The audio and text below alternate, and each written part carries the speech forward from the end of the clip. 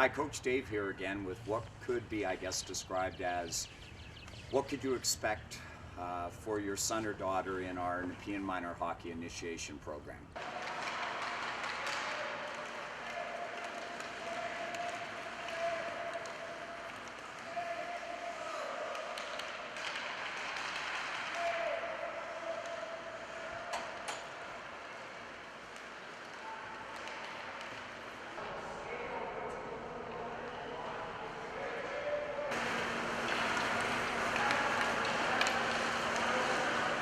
One of the comical features of Nepean's Minor Hockey Program Initiation program is the sheer volume of stuff I bring to a practice, and I do mean huge volume. Promise not to laugh while you're looking at my van, and you haven't seen the back yet.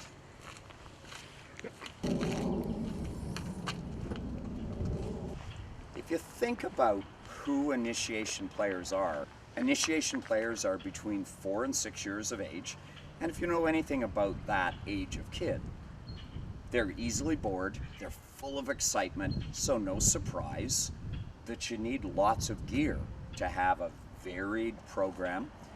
In the Nepean Minor Hockey Association IP program, we pride ourselves on learn through play, not playing hockey, but through playing a variety of activities that are all designed to teach basic hockey skills. What I'd like to do is to take you through a significant pile of things just to show you what we'll use and what your son or daughter next year or the year after will be experiencing. All right, so in developing the initiation program, it's a little more than pucks and pylons, as you might have guessed. Now, sometimes we use pucks like this just to have kind of a game. Most of the time we use this. In fact, it's mandated, this light 4-ounce blue puck is mandated by Hockey Canada for all initiation programs. So this is what all Timbits and related programs should be using. Different than the slightly heavier 6-ounce, more traditional black puck. Now the lighter puck allows kids, first of all, the ability to raise, a little easier to get off the ice. It also, because it's a lot more active, they have to work a little harder on their angles of their stick when they're stick handling, or both making passes and receiving passes. We use pucks, but we use pylons, and boy, do Timbits use pylons. We start with the really extra large pylons. We have large pylons, we have medium pylons, we have small pylons, we have flat pylons, we have pails that can work like a pylon. We have bike tires that, in my opinion, are perhaps one of the greatest things to use for a pylon because they're the exact radius that you'd like a player to make in their turn. Or, of course, you can go to the big boys and you can use some used car tires. And we all know pretty much anything can be used as a pylon. Old shoes, or my all-time favorite, the toilet plunger. But it's important, if you're going to use a toilet plunger, that you put a knob on here so there's no way that'll come through the cage on a hockey helmet. I've seen some coaches just use a normal toilet plunger, and that's way too skinny. Obviously, I use these big orange pails for something more than pylons. I wouldn't have 35 of them if they were just for pylons. I really believe in these as a wonderful first start to getting on the ice as a skating aid. In some ways, I think even better than this commercial one, although I'm a really big fan of this. And they were the topic of a previous video when we looked at taking that first tentative step onto the ice. One of the things we try really hard to develop in our Timbits is that explosive power in their stride. Two ways to get power, and both of them involve doing it against resistance. One is the traditional push a tire, and we spend quite a bit of time pushing objects like tires. The other way, of course, is to have a partner come behind them, either with a martial arts belt with knots for their partner to hold so they'll pull against their partner. I prefer martial arts belts, but if you can't get that, then certainly a rope, providing you've got loops on it, works pretty well. as long as they're far enough back that there's no danger of the skates being anywhere near them. Use these for years and years, including right up and including midget A players.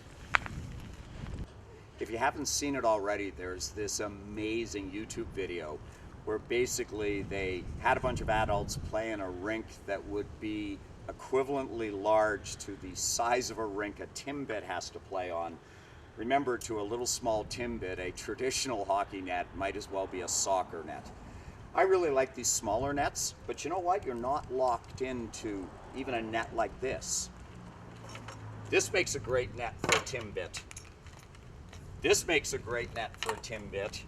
You, of course, can buy these for, it's amazing how little at any one of the, good quality hockey shops, and you certainly can use those as a net. But in some ways, some of my all-time favorites, I found this, borrowed this from a soccer coach, and they use these as practice passing things, and basically I took the spikes off, put them in 2 pylons, and we have a perfect Timbit size practice net. One of the features of the Nepean initiation program is that our IP2 kids, which tend to be certainly all 6-year-olds pretty much, and most of the 5-year-olds, each of the teams gets a full set of goalie gear, and so for our games we have a full dress goalie. That's not a dedicated position. Any player in the team will have the opportunity to be a goalie throughout the season. Because sometimes I want more than one goalie, I actually invented this, my little PVC goalie friend. I want to show you what it looks like all stripped down. The advantage of this, of course, is that on the ice I can come out and challenge a shooter. I can go right and left. All right, but let's take a look at what it really looks bare bones. What it consists of is about $45 worth of PVC pipe. All you do is add a set of old goalie pads, old goalie stick, and just pull a jersey down over it. I've had really, really good luck. But you know what? If you don't want to go that way, I've seen coaches use a whole variety of things for goalies, including just putting some milk crates in the net, teaching kids to shoot for the 5-hole or shoot to the corners. In the early stages, very few Timbits are going to be able to shoot up here, but that certainly works. Sometimes we overwork these things. I'll just talk about goalies and nets. Makes me think about wanting to shoot something. One of my all-time favorite things for Timbits to use are these small little wiffle balls, as I call them. They're pretty safe, they're pretty active. I kind of like that part.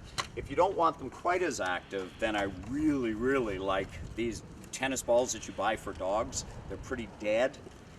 Now, another thing that I use a lot of are ringette rings.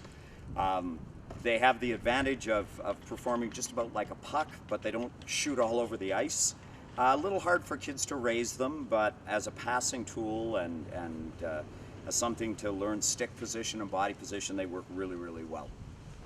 There's certainly a large selection of commercially available coaching aids, including some of my all-time favorite numbered pylons. Doesn't that make your life easier? 1, 2, 3, 4.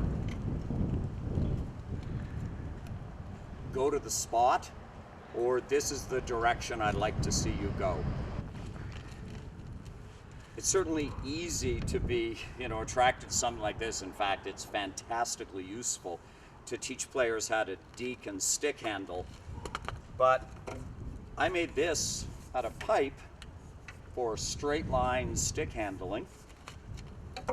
And sometimes something as simple as this, when you want players to go around something, works pretty well. So I think maybe that's the message. The coaches just see all this stuff and they have to come up with an idea. This is a bag of balls. You can do whatever. One of the things I do is I move this all over the ice and kids have to try to dunk it, and it's really a pivoting and stopping drill.